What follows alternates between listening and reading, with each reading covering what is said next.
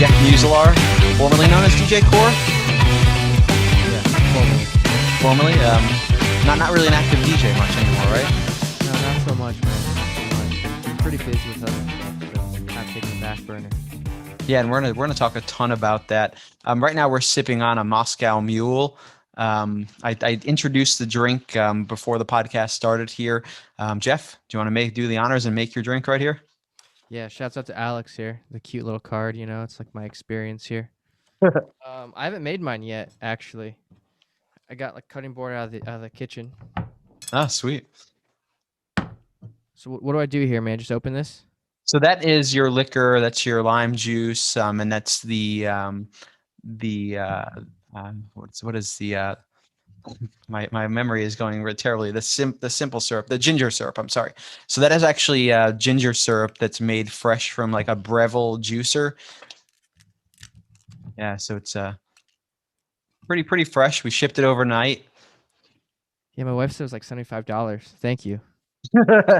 Yeah, I don't know why the post office does that. Yeah, it was just I guess shipping Do I to Sioux shake it? Falls, South Dakota is a little bit difficult. No, so you're already shaken. You've got ice, right? Yeah. Yep. So just pour it right into the cup. Do I have to do like an angled pour? You could do whatever. Yeah, just dump it in. I actually didn't use a mule cup. I did a giant cup because I did a double. So, and I actually sent one for Jeff's wife too. Hopefully, she has a chance to enjoy it. Yeah, when's this gonna air? Roughly. So the week after, 2 weeks from today, probably. Is that 2 weeks after from Valentine's 2 weeks Day? from this coming Tuesday. Is that after Valentine's Day? Yes. So low key, man, my wife's pregnant, so I'm gonna drink Whoa. 2. No shit, man. Congratulations. Thanks, dude. So it's gonna get announced on Valentine's Day. Dude, that's legit. That's so amazing. I know, she's a trooper. She's in like the 1 percentile of women that get ultra sick. So she's miserable. Is she get pretty sick here? Yeah, I mean, she's always gotten pretty sick, but she's a tough lady. So, but she went to the doctor, and she's in like that 1% of like morning sickness. Oh man, she didn't think it was like COVID or anything at first, did she? Nah, we're like hermits, man. I Yeah. mean, I do, but outside of that, it's not a so okay. But yeah, so double for me. Thanks, Alex. Dude, yeah, no, legit. Well, so that's actually a quadruple. So you're gonna be feeling really good. I'm gonna call an Uber to go a mile home. What do I do here? Or top it? How much do I put in? So 2 ounces, but yeah, top it off, yeah. I got a lime too. I heard that. Yeah.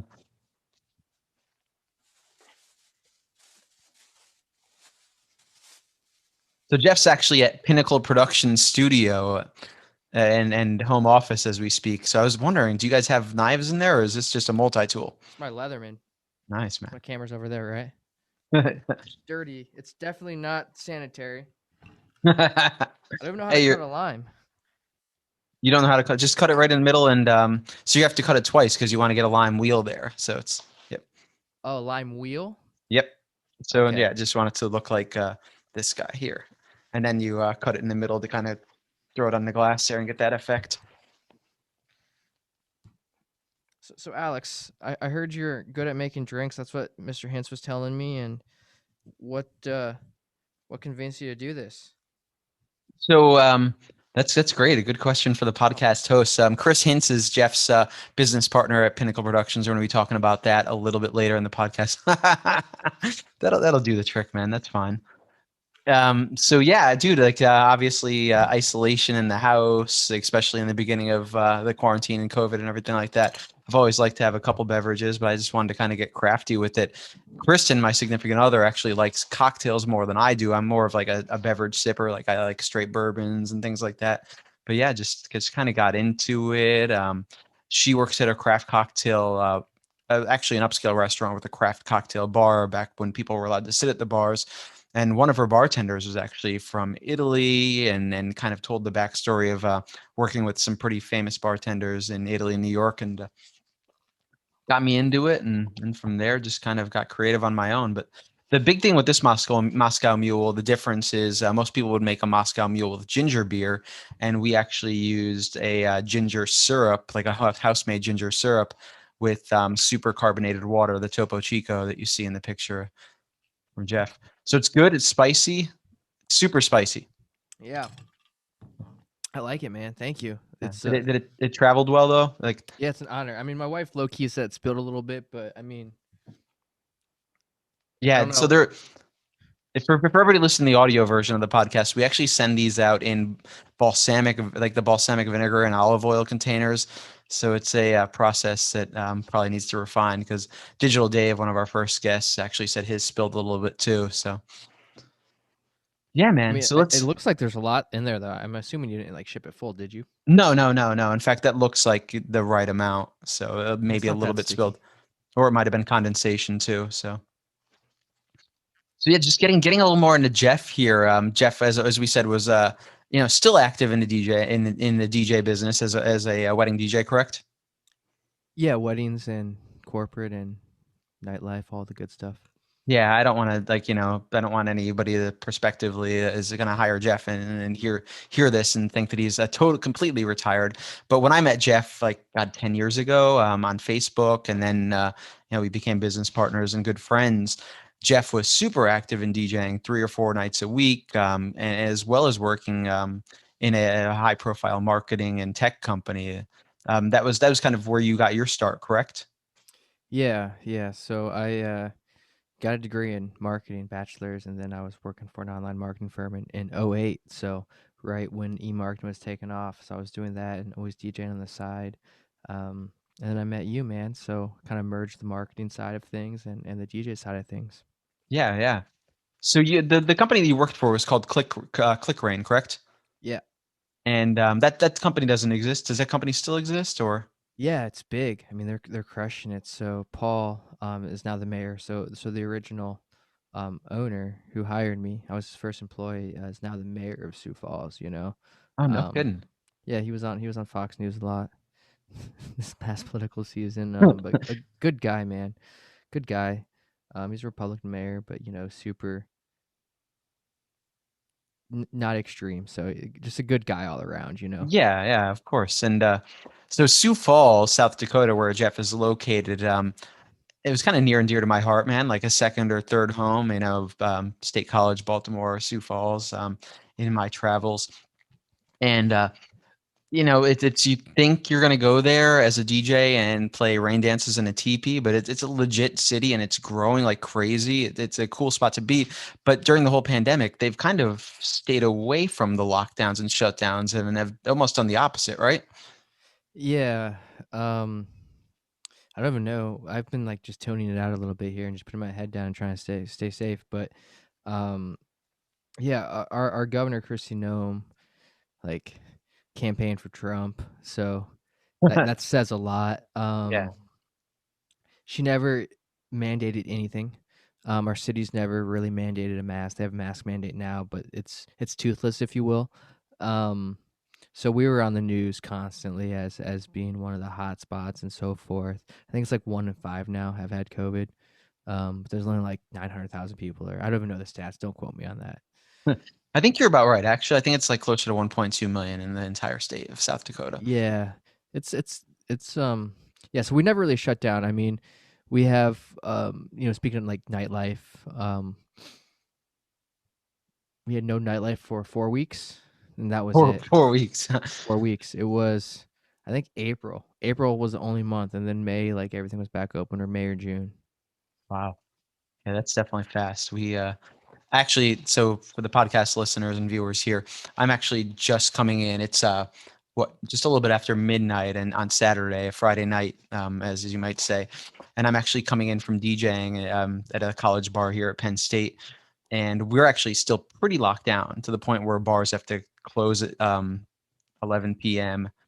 Everybody at the bar that attends has to be seated with their drinks. They can't walk around with drinks, and you have to have food in order to drink. And this the crazy part here is, I had a beer when I was DJing tonight, and they actually brought me over a slice of pizza that I didn't ask for, just because in case a liquor control agency comes in, that piece of pizza has to be by me.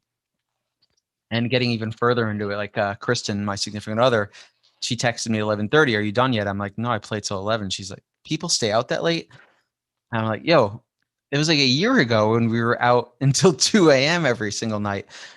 But I want to segue into Jeff's career and Jeff's insanity prior to the pandemic as a tour manager for San Holo. I think probably a year ago today, even Jeff was in Japan and just running all over the place with that. How crazy was that, and how fast was the shutdown for that tour? Man, I mean, I talked to my touring buddies, and it's like we took it for granted. We were in a sometimes different country. Like multiple countries a week, city to city. I mean, San Holo was like he's just dropped album too, so shouts out to Sonder.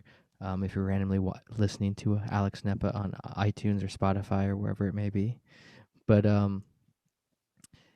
we were, yeah, I don't even know where we were last February. Somewhere. Um, I just remember right before St. Patrick's Day. So we did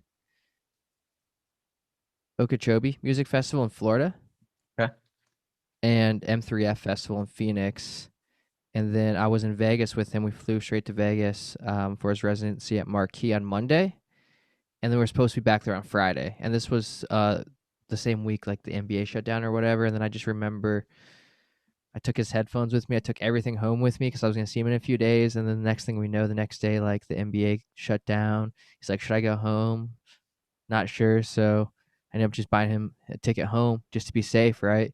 And then Vegas was shut down by that weekend, so it was abrupt.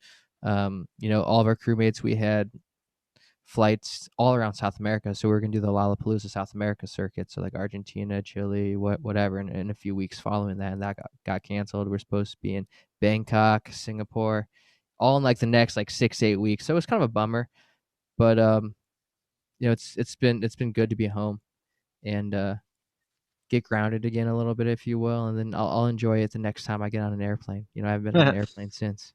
You haven't been on an airplane since like No, not last a single time, man.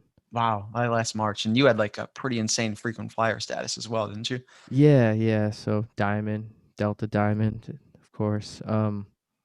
Yeah, I was all about the Delta game. It was fun. It was kind of like a hobby of just like I did all the flight bookings for our crew and stuff, so it was fun.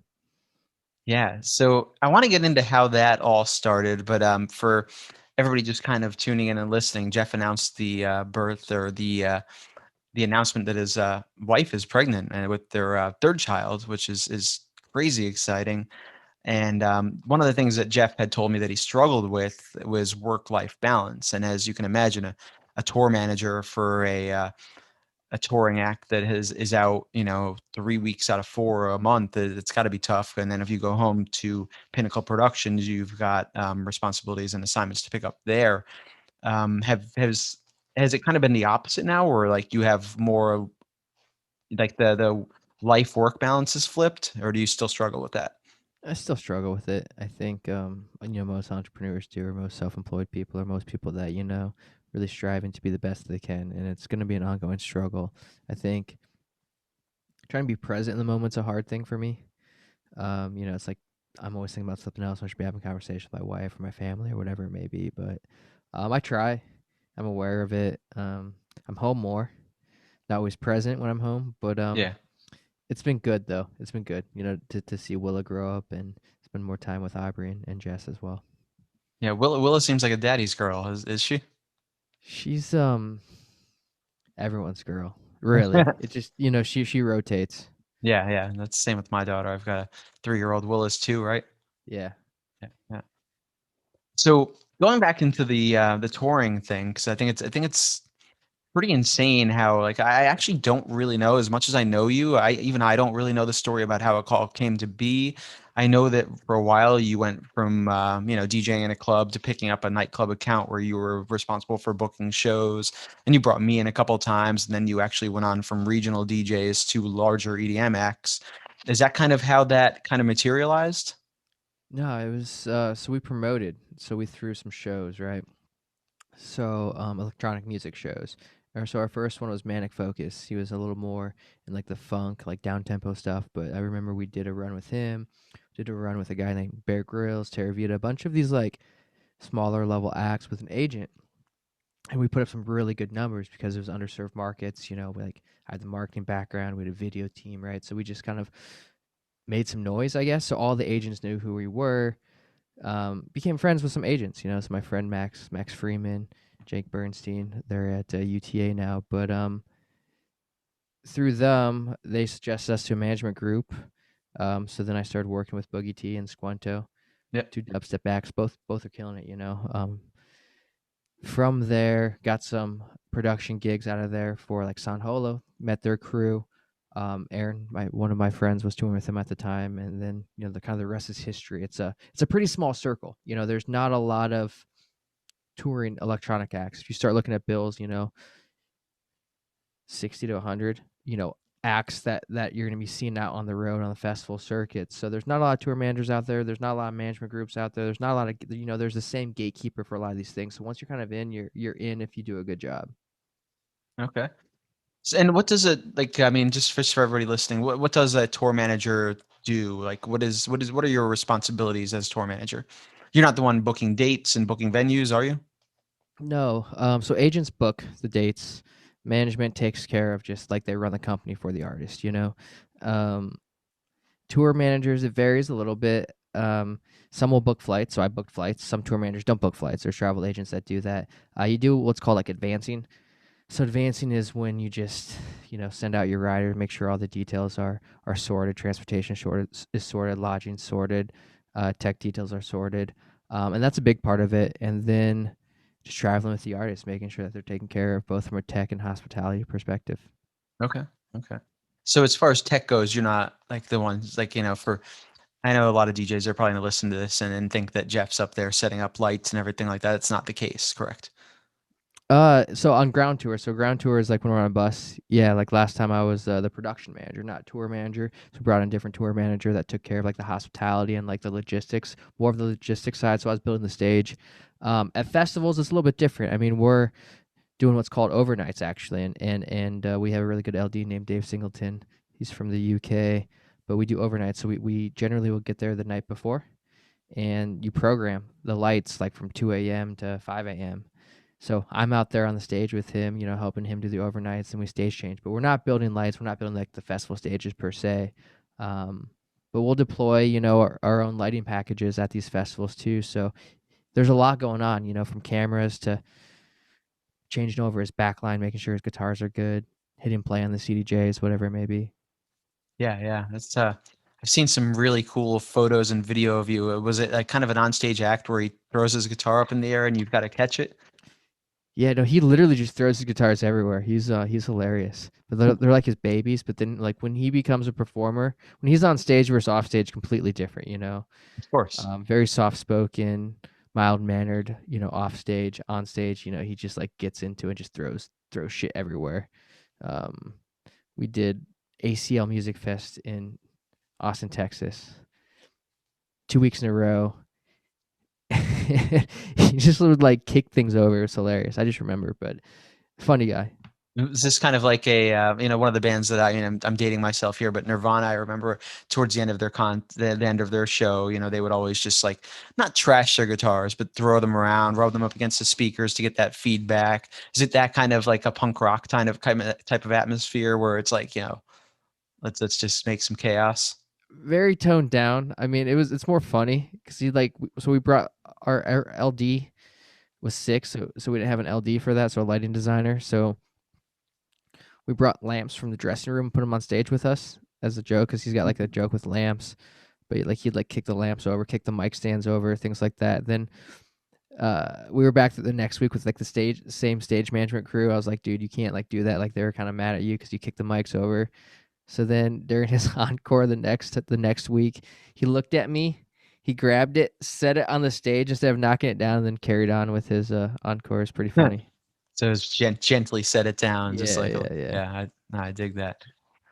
So going back to 2008, you had your DJ company, which was Musical Edge, and that's correct, right? That's correct, man. And Good it good was cocktail, in. by the way. Oh, thank you, thank you. Yeah, it's fun to make, and I've never actually had a Moscow Mule, maybe once, and then I like it. It's good. So Musical Edge was your baby, and it was in Ames, Iowa. Pella / Des Moines, Iowa. Okay, yep. And that's where you were located at the time. Were you traveling back there to DJ?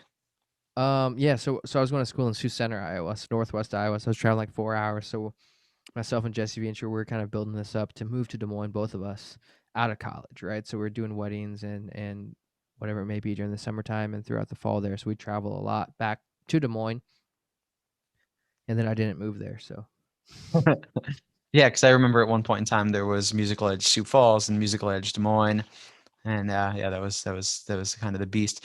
And then Chris Hints came along, who was a just kind of a mutual friend or a peer in Sioux Falls, right? yeah, man, I can't even like hardly remember. Um, small DJ community.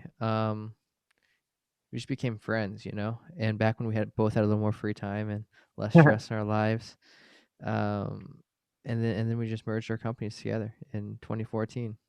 Yep. Yeah, and it's been a ride ever since, and it's been fun to watch.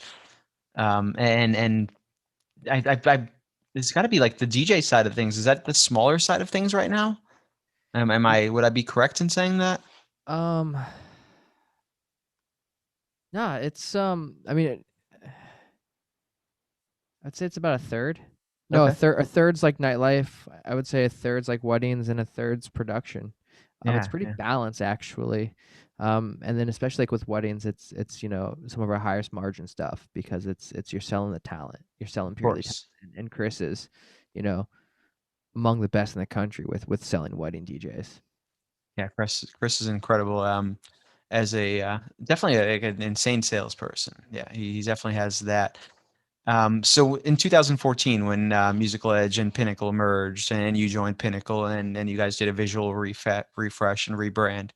How was that transition? And any major negatives on that, or any butting of heads, or I mean, obviously there's something with Chris is a one personality type and you're another, but you're also kind of a go with the flow personality type. Yeah, I don't like try to like well, I do overanalyze a lot of things, but I just kind of not as maybe as risk adverse as him. Um I'd say on the DJ side, we got along pretty well. But I pushed the nightlife, I pushed the promotions, right? Yep. Which has inherent risk to it. So when you start promoting shows, you can lose thousands of dollars at a time. We start touring, so then we would, be gone all summer instead of DJing $3,000 weddings. So I think there's some butting of heads there, but it's starting to come full circle.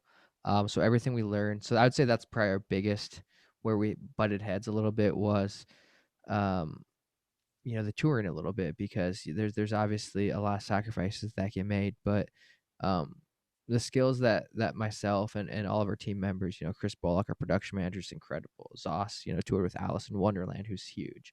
Um, all of these like different experiences came full circle for us, especially during um, this pandemic when we had to do some like high level virtual stuff. I'd call in all my friends. Dave Singleton, our LD for San Holo, he came out here and helped me out for almost 2 months. So Oh it's wow. And yeah, where's he's from the UK? yeah. He's from the UK. He lives in New York, Okay. So but I was gonna say traveling from the UK would probably be pretty difficult. yeah, yeah. But I mean, yeah, we definitely do butt heads. I think part of the when you become business partners, it's hard to maintain a friendship sometimes because you're just so one dimensional on the side of business, and we've been pushing and growing and scaling and hiring, and it's very tiresome, Yeah. very tiring And and stressful. And do you still like so when I knew Jeff and what I knew of Jeff was always and a lot of creative types are like this, and I certainly was when I was in the remix game. I was much more creative and much more efficient Cover at band, bro. what's that? Cover band Cover band, CVR, BND, with Manic Mike. Manic Mike, and then Digital Dave joined on later, kind of jumped on after Mike. Oh, that's right. Yeah, we had was Tommy Diz part of us as well? I think I brought Tommy Diz out here to the club once. You It's did, been you like definitely did. Yeah. yeah. Yeah. Yeah. But I think Dave and Tommy Diz kind of were like on a second iteration or that or third iteration of it. Basically, I was just letting anybody jump on that wanted to make some money selling remixes, and I was paying all the taxes on it, which was great. So anyway, life is life. But going into like, do you still like work kind of like overnight and go home and sleep? Is that kind of your most efficient and productive time? Nowadays, Yeah, yeah, yeah. well, I mean, the last year's different, obviously, but in spurts, I think I like to try to not wake up past 10 or 9 or 8 because family, baby, you know, Yeah. that 5 o'clock to 8 o'clock or 5 o'clock to 9 o'clock ideally is, family time, but it's tough. Um, I would say I do one near all nighter or one like 16 to 20 hour of like intense work a week on average. Okay. Um, during the fall, this fall, it was very hard time because all the virtual events we've been planning for all fell at the same time. So, that those were 100-hour work weeks, 90 to 100 hours, and those were miserable. So the higher level creative stuff usually comes out at night or early in the morning if I'm on that cycle. But usually it's 2, 3 in the morning is when like those high level proposals get done, or like that next like big idea comes through. I remember a lot of times when, even when Jeff and I were business partners, or even when I was helping Jeff out with other events, such as like celebrity golf tournaments and such, I would go to bed and I'd wake up and there'd be a 30-page, like precise, like to the T, to the minute run sheet for the event we were doing. And that's so I have to ask you, with the nighttime work, is it just that you are more creative, your mind is more free at night, or is there just less noise and distractions? I'd say less noise and distractions. Okay. Um, I think definitely less noise and distraction. I think like, everyone says they have ADD, ADHD or whatever maybe, but I definitely do. You're And diagnosed, right? what's that? You were diagnosed, right? Yeah, yeah. Yeah. I took like Strattera back in the day, but I never like, and I took Adderall for a while too, actually. But then I would like it'd make me do weird things a little bit, so I stopped You taking almost that. got in a fight once with a large bouncer because of Adderall. Oh, like many times, but I also Hmm. got in a fight with a wall and broke my hand, so Yeah, yeah. that was kind of an indicator that The pressure. wall's gonna win. Yeah. Yeah. Well, it won against my hand, then I kicked a hole through it. It was at a hotel on Halloween, So you so punched I it, hurt won. your hand, then you kicked it. Yeah, they called it like a boxer's fracture at the doctor. Broke my pinky. Oh man. Yeah, it was pretty bad, but um, during the day it's tough. I chatted up, phone calls, sales calls, more meetings than I've ever had because of Zoom. Like it's like meeting fatigue. It's way too easy for meetings, and with the virtual event side of what we're selling, it takes a lot more meetings. People don't know what they need, want, so it's an education process. It's exhausting. Um, so yeah, just no time during the day for that high level creative thinking. Yep. Yeah, and that's yeah, it's definitely one thing. I don't think people know this about you, and I'll tell. Obviously, I'll tell a little bit more of my own story in the precursor to this. But like, I feel like you think on a higher level. Hey, now, I feel like you think on a higher level than most people. Like, or you kind of like a low key genius. You're probably gonna shrug that off, but I feel like yeah, you've got the makings of it, and you can lay things out in ways that most people can't. Thank you, man. I would say it's kind of like you, right? It's like you're really sharp too, and it's building self-learning, the self-teaching your tools so that you can take an idea from an idea in the shower to like something tangible overnight, and that makes you kind of appear like a genius. So like it's like this decision sips, right?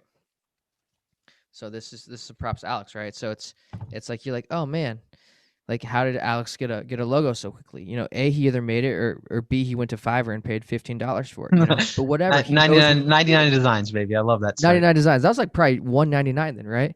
299. Yeah, yeah. That's good typography, right? So like, so his branding's on point. He's smart enough to have mix tiles on the wall behind him that he got from an internet ad. He's got, a nice microphone. He dresses well. He's got a camera. So he put that all together himself. So it's like he's a complete package now.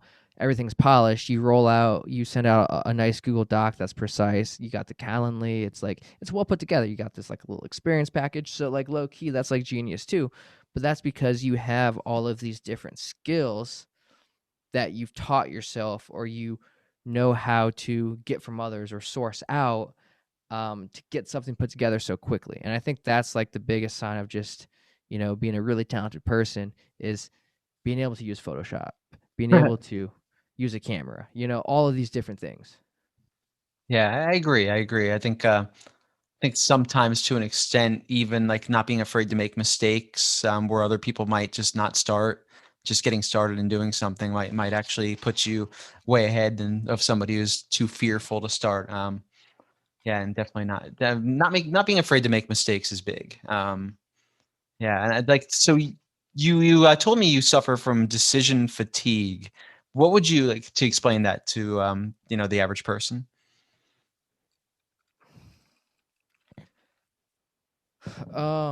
Dude, just constantly having to make decisions. I don't know if you've ever watched. I watched Netflix, the one about the president, Designated Survivor. Okay. So you start seeing the decisions that presidents have to make. That actually made me feel good about myself. I'm like, man, my life's not so bad. But when you have 30 plus employees, when you have 12 full time employees, when your industry's crumbling, when you don't know how to staff something, like you don't know the answer to something, but you have to like act like you know the answer and make the most educated decision. But there's a lot of decisions, man, and it's very I guess demoralizing when you don't know the answer, but you don't know the answer to like a dozen things at the same time, all of which are important, right? Whether it's how to spend your PPP funds, whether or not to hire, whether to invest into cameras, whether to transform your office space to a studio, whether to change someone from hourly to salary, right? Whether to bid this at $10,000 or $5,000, whether to increase your wedding price point but have a lower conversion rate. All of these things just on the business side. And that's like not even personal side. All of these things just keep accumulate to just be overwhelming. Of Often. course. Yeah. So on the personal side, what are some of the decisions? Do you find it easier to make decisions on the personal side, or just as difficult? Well, my wife's really like good at making decisions for me on the personal side. I don't do a lot of personal stuff, man. I don't really Yeah, yeah. have a personal life, and that's kind of I sad. know if you're anything like me, like one of the things that I like obviously as a business owner, and I'm a solo business owner, like basically I do fucking everything.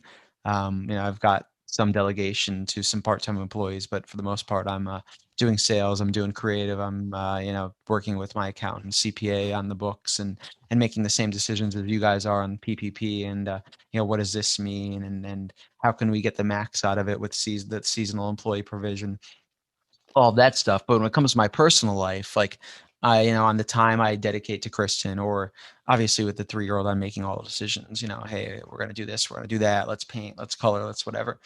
And that's exhausting in and of itself. But when it comes time for the relationship, my brain is kind of off. And I think Kristen kind of struggles with this too, is like, I'm like, okay, I'll do whatever you want. I'll go wherever you want. I'll, go with as much energy as possible. Please just make every decision. Gee, is that kind of the way you are too? Yeah, I think so. Yeah, like I don't need any control in that. Like, there's if I don't like something, I'm gonna speak up and say like, no, not that, but it's not gonna be no, not that to everything. Yeah, I feel that. I feel that, Yeah. man. And so you've come up, was it just like last week, 3 years married? 2 weeks ago? Man, so I gotta look at my calendar for that. It's like 4 years, dude. Is it 4 years? Oh yeah, it is 4 2017, I think it's years. 4. Yeah, no shit, I man. have like I'm so bad with like times. So I changed my. Well, I'm not gonna say what I did, but like I set a password to even Wilhelmina's birthday, and I put the wrong year. I filled out this one. Yeah, and that's like 2 years ago. I tattooed her and Aubrey's names so I could remember how to spell them too. But I'm just so bad with dates. I was in a meeting with Jess, and we were Wait, did you just say you were in a meeting with your wife? yeah, well, like with I don't know what it was, a realtor or Okay, so somebody health else was insurance, something there. like Yeah. that. They started, asking. They asked my daughter's birthday. So I was like, they asked like every like wedding day. I didn't know anything. Like, when did you close your house? I don't know. Like I literally, it was so embarrassing. No, it was actually, it was in court. It was over some stuff. It's not a big deal, but just like some custody stuff when we got custody of Aubrey. It was so embarrassing because I'm in front of a judge. They're asking me all these things of like, because it was adoption, and I didn't know any answers. And Mhm. it's like, wow, like that's bad. But I don't like. I forget how old I am, and so How old are you, for the record? 34? 21. I don't know. Okay. 30, 30, 35, 34. Is it I'll 30? I have to thought it ask was Jen. 34 or 35. Yeah. I legitimately don't know right now. I was born in 85. So December you're, 23, 85. yeah, that's 34, I think. Yeah. I literally don't know how old I am. Yeah. I'm I, good with dates. Like I'm good with like a schedule and things like that. I just don't remember the past dates. It's it is amazing how good we are with schedules, even like when things aren't necessarily in like an event planner or a Google calendar or something. I've We've got, yeah. man, I'm like definitely not gonna post this so my wife sees it. Just joking. We'll leave her out. That's just I still am in shock and then in awe and then happy for you guys that she's having another little one. Do you guys Yeah, are you guys gonna be I forget when it came to Wilma or did you guys know like ahead of time whether it was gonna be a girl or boy? yeah, Are you guys gonna do the same this time? yeah. Yeah. I think we're gonna do one of those. Like you can get like 8-week tests that are pretty accurate now too. I think. 8 weeks. Yeah, you send in like a blood sample or something. Wow. I just Man. go with the flow. Like if Jess was like, I don't want to know, I was like, okay. It was so confusing when they popped. What did we do? Man, we popped a balloon or something. I didn't know what color it was. I'm colorblind. Like it was like just waiting for reactions of other people of like if it was a boy or girl because I couldn't tell if that was pink or blue. I was like, So this is for everybody listening. This is legit. Jeff is colorblind because I could remember more than like it's so many occasions where Jeff would like send me a picture like, "Yo, what color is this?" Mhm. Probably like design work or flyers, whatever the case may be. Yo, Yeah, Alex, what color is this? I do a ton of design. A It's ton of like design. Then it's crazy for a designer that's colorblind. Like, not a designer. It's just a utility, man. It's just to get things done. yeah, If yeah. it's like I don't know if you'd consider yourself like on your resume go apply for a graphic designer job, but but you're savvy with design. I could get it done. Yeah, yeah, Yeah, yeah. I think that's just having an eye. Knowing what looks good and what looks bad, and if something looks bad, don't do it. yeah. Like your Little, office looks great, man. little buzz, dude. Yeah, shouts out to the boys, dude. They put this. Oh, so it's my wife. Yeah, Chris was saying Jess was helping out, right? Yeah, let me pan this camera. Let me pan this camera.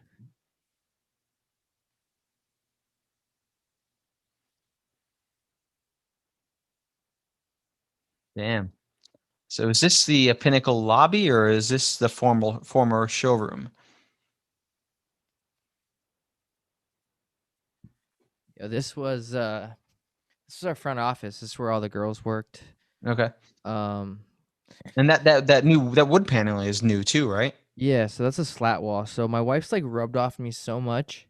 It's crazy. Like I was thinking about this the other day. So, well, first of all, we are now like a studio, not so much an office. So it's more about collaborative workspace. We have 12 people from a client in here. They can all have a work spot. They can be in the studio. We can be doing a stream, a virtual conference, whatever it may be, and then they can have kind of a green room style of space, right? Yep. Um, but man, painting some walls black. My wife did that first. She started getting like mid-century modern furniture, mid-century furniture. I have like tons of walnut in here now, Yeah, yeah. black and plants. So that's rubbed off on me so much. And then I realized that I don't like overhead lights.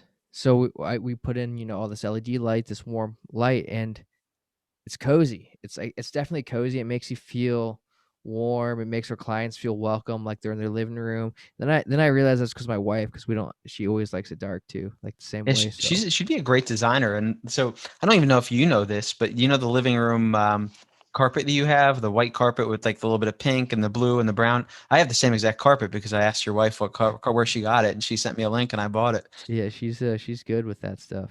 Yeah, yeah. And it's She matches my couch perfectly.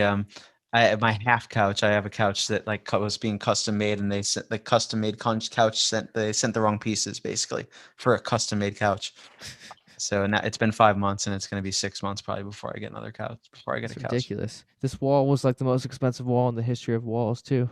I want that wall though. Like I just literally want to come to Sioux Falls Um, and steal it. my wife was like, well, I was looking at like wall planks. My wife's like, why don't you just do the slat wall that you wouldn't let me do at home because you said it was too much work. I was like, that's a great idea. Send me the link, right? And I sent it to Chris Bullock and Justin, production manager, audio engineer. And they just built it. But we got the lumber. So like, I mean, like, materials, $500, whatever it may be. Okay. But like the labor, because until you do it once, you're slow. So it took them both Yeah. a week, and like they're good at this kind of stuff. And like, so we got like birch coated MFD plywood or something along those lines, and they had to slice, like, cut all these, right, and that's a shit ton of cuts.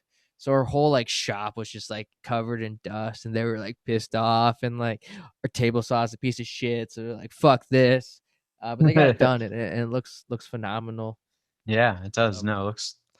I mean, I thought that was I didn't realize that was your lobby slash entrance area. I thought that was your showroom, which your former showroom. God no, only our knows what it is showroom's now now. our studio, man. Our Yeah, studio is yeah. pretty dope too. They've done an incredible job. I'll say I've had like half the ideas, but those guys have been like extremely like helpful and come up with great ideas for our studio space. Especially, they put in a lighting grid for us. They put all of our drape on a 360 track, so we can bring in black, white, gray. We're putting up a slat wall, or not a slat wall, but like a wood panel wall, like a white wood panel wall over the weekend too here. So it's gonna have a lot of cool looks. Yeah, and that's so Pinnacle Productions prior to the pandemic, even then you guys were doing a ton of corporate work, especially with like the event company, which is Addie. What is Addie's last name? Graham Kramer, Addie Addie Graham Graham Kramer. Kramer. Yeah, yeah. So I mean, like you guys were doing a ton of partnership work with them and corporate work, correct? Yeah, yeah. I don't even remember a year ago, Alex. That's like, it's crazy, but I know we were doing a ton of corporate. We were kind of gearing up now to get to the next level of corporate. Like, thanks to like people like partners like the event company and some great venue partnerships, we're kind of scaling up to like those bigger corporates, those ones that you see pictures of, right? Where like all the speakers are in the air, all the lights are hung. I'm like, simplifying this, but we were big on the LED video wall production. Yeah, you guys have a ton of those panels. Yeah, and then COVID hit. Um, but it's weird because I feel like we're almost doing more now because we've dominated the virtual and hybrid side. So I almost feel like our schedule is heavier on corporate than it used to be. It's just different now. So what is a hybrid event? A hybrid event is an event that's in person, socially distanced, generally with less attendance, and then a virtual audience as well. Okay. But in most instances, the virtual audience isn't quite an afterthought, meaning they want to create a real experience for the hybrid audience as well, or the Okay. virtual audience as well. So, yeah, that could include remote speakers as well. So a hybrid could include your keynote speaker calling in or pre-recording a message and it playing locally. Sure. So as far as your inventory then, so like in terms of video walls and video panels, you had a ton of them. Does that inventory just sit or you sell that off or? Not just sitting, but we've got a lot more camera inventory now as well. But we partnered with San Holo. So San Holo made a big purchase of lights actually because a lot of companies are going out of business. So they saw Yep. an opportunity to partner with us on that. So we're taking care of his lights. We have, if any gearheads are watching this, now 28 clay packing Mythos in inventory, like 28 elation darts, like 16 elation chorus lines plus our inventory. So like real big boy level of production gear now. And that's cool because it helped us like increase and step up our lighting inventory. But it's going to be a good investment for them. We're going to hustle that gear out for them, and we'll look after it, and they'll utilize it once touring resumes as well. Okay. So in terms of like obviously DJing and when you were in college, I'm sure it was fun. It was, the passion beyond just, the marketing side of things and what you went to school for. What drives you right now? Like what excites you right now about the future and what you're doing?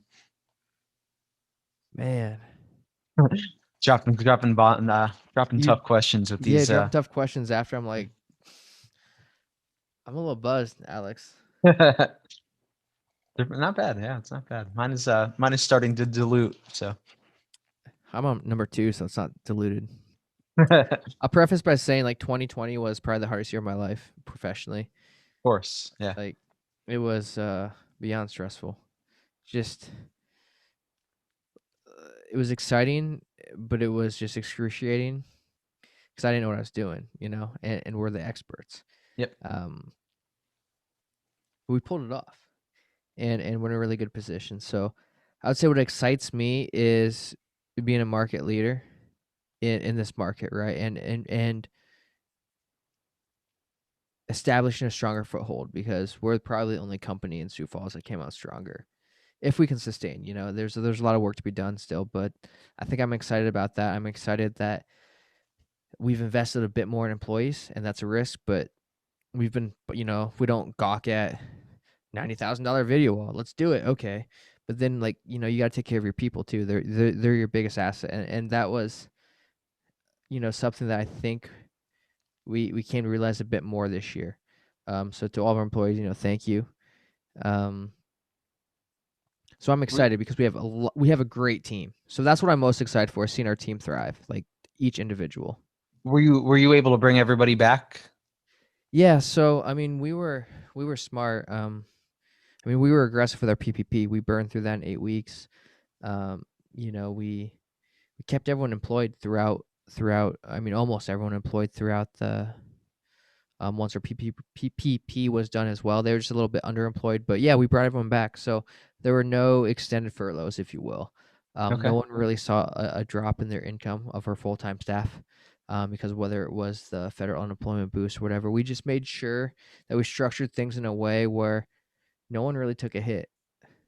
And then you add on the government stimulus. You know, some of us came out better, Wow. and Yeah. that's awesome. And we hired 3 or 4 more full time during the pandemic. Yeah, that's something that nobody like. Yeah, very few people can say.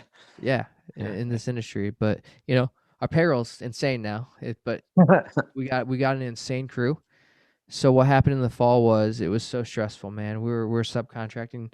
I was flying people in. I was meeting people on forums, bringing them to events 2 days later Oh, because we wow. didn't have the staff because it was this high level virtual events, Yep. and everyone planned 6 weeks to 8 weeks out because no one knew what was going on, and we couldn't say no because we didn't have any money. We're yes, yes, yes, yes, let's go. Yeah. And then we had to figure out how to do it. Um, so we hired, and now we have a great team. But December and January, you know, no events, you know, because it's like the holidays and stuff. So that's scary. Yep. And our clients aren't confirmed until 8 weeks out now. I'd say average, you know, 6 to 8 weeks out. So you can't do any forecasting. You're just like, man, my payroll's insane. But we have a great team.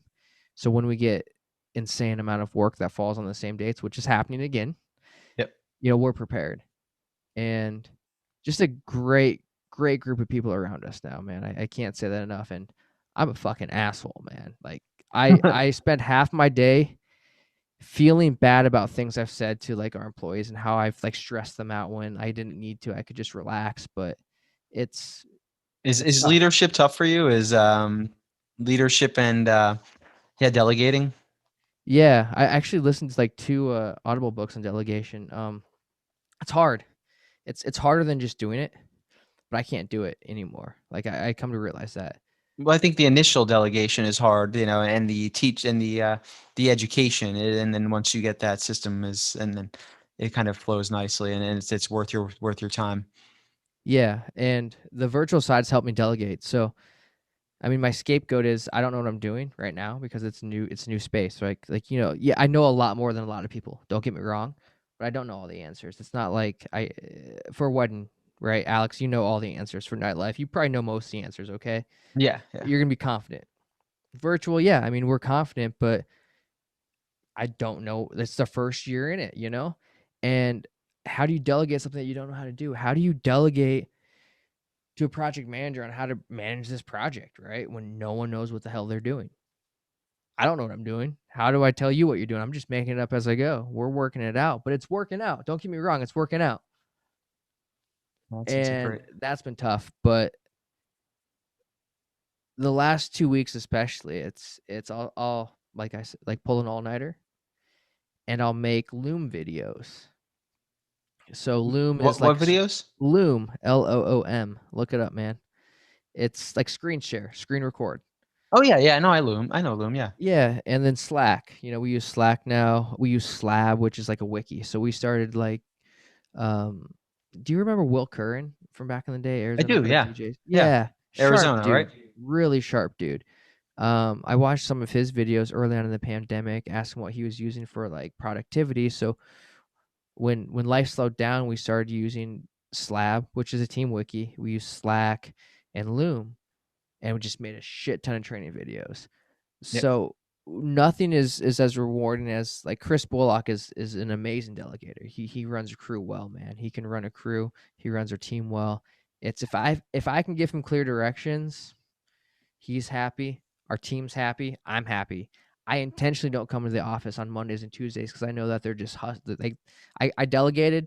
It's gonna get done. I'm gonna come to the office and we're gonna have a slat wall up as long as I don't stick my head into it. Like I don't want to stick my nose. I don't want to be in the office to get in his way. So on those days, are you working from home for the most part? Yeah, yeah, yeah. Yeah. And Chris is too as well, right?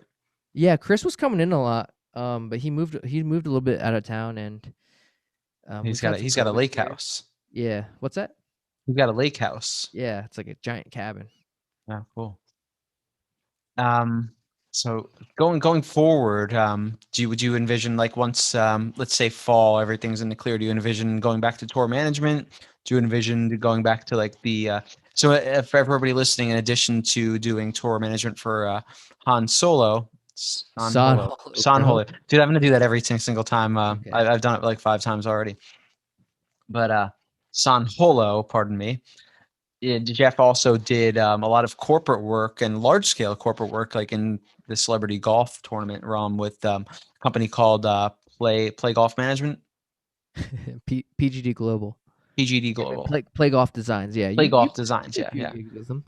yep. You and So, Cashy. do you envision going back to more of that, or are you staying back? Are you staying at home, especially with two little ones, well, a teenager now, and then two little ones? Yeah, I mean, I'll take it as it comes. I'm not rushing it into any decisions. I mean, I'm gonna definitely like work with San Holo. I'm gonna definitely like take care of all of our client base. My wife's super independent. She's never given me flack for that, so bless her heart. It's never been one of those like, why are Yeah. you gone so much? Sometimes, dude, the best support is just not giving you shit or like, yeah, Yeah, just letting that's you be. it's I take life for granted sometimes, of course, but um, I figure I'll if it works out, I'll tour with Son till he decides to not tour anymore, then I'll probably hang it up. Yeah. Do I have aspirations to after I'm done with San Holo, go do arena tours with the Chainsmokers? Not really. Okay. Like it's cool, but I love Son. I want to work with him as long as it makes sense for both of us. Um, but after that, I don't. It's not something I have to do, but it'll be interesting. Just take it day by day, but gonna take care of and continue work with all the clients we have. Yeah, no, I hear that. I hear that. Yeah, and yeah, I look forward to coming out and seeing your family with my family too sometime. But this has been a great chat. I definitely appreciate your time. Anything that you want to plug? Tell people where they can find you. That's actually a question I should ask. On the internet, show you. Jeff Meuzelaar. Spell that for me. It's IAMDJKOR is all There my you go. handles. I am DJ Core with a K. And that's on everything from Facebook to Instagram to Yeah, yeah. yeah, Even definitely Reddit, recommend. even What's that? Reddit, even Reddit. My handle is I am DJ Core, Really? which I don't think you're supposed to like connect yourself to your Reddit account because I like read comments and everyone has like random handles. So I started going on Reddit because I found porn on Reddit. So I came up with a really fake, like my Reddit name is Skulk Skogan instead of Hulk Hogan. But then I started like actually like legitimately getting into like conversations there, and I'm like, oh fuck, I gotta change this username eventually. I don't get into convos. I mean, I posted once about like video stuff, like in the video group, but I think it's a good like I wouldn't say unbiased like source of news, but I just kind of like use it as like a news of like what's Oh yeah, dude, yeah, Reddit's the best, man. That's like I don't watch TV news. Like I do read the New York Times, but like that little news tab on the third tab, which is like your daily just where they congregate their news. Yeah, that's by far the best. And sometimes you get lost in those comments too, because you've got like the fights that happen in there, and yeah, the right wing and the left wing, Oh, just like dude, everything it's else. hilarious. I love that, like all the UK, all the Europeans in there Oh that yeah. talk shit about America. It's hilarious. And I think the great thing about Reddit too is just the upvoting system, because like it kind of filters away the bullshit. Yeah, yeah. I Yeah, was thinking but no, about you when I was driving. WWE.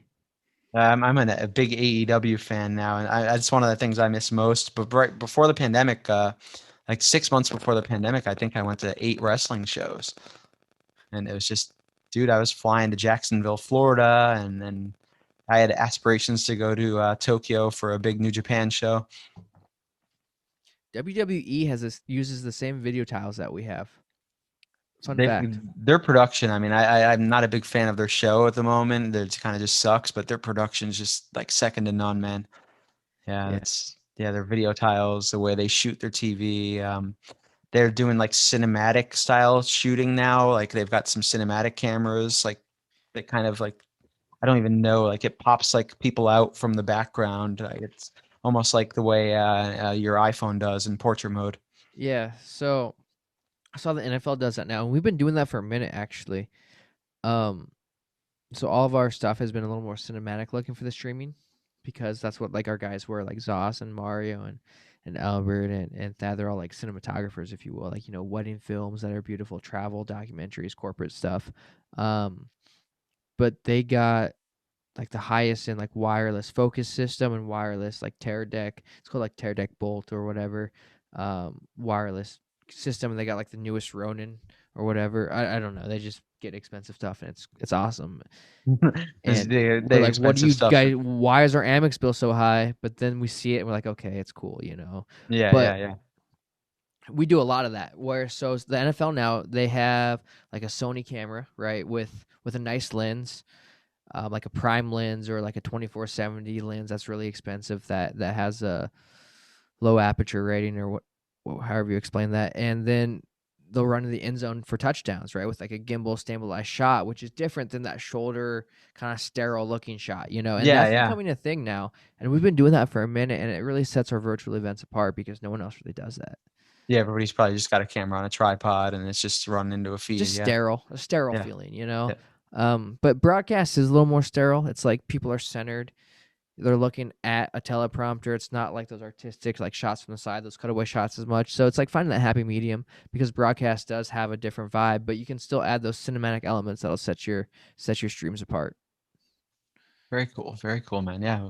It's good chatting. Can't wait to see you in person. Thank you for being on the podcast. And hopefully you get home safely. Everybody, please follow Jeff at IMD. Wait, pardon me. Is it IMDJ Core? Yeah. At Yeah. IMDJ Core. Yeah. Cool. Thanks. Yeah, man. And that's gonna do it for us today. And thanks again, Jeff.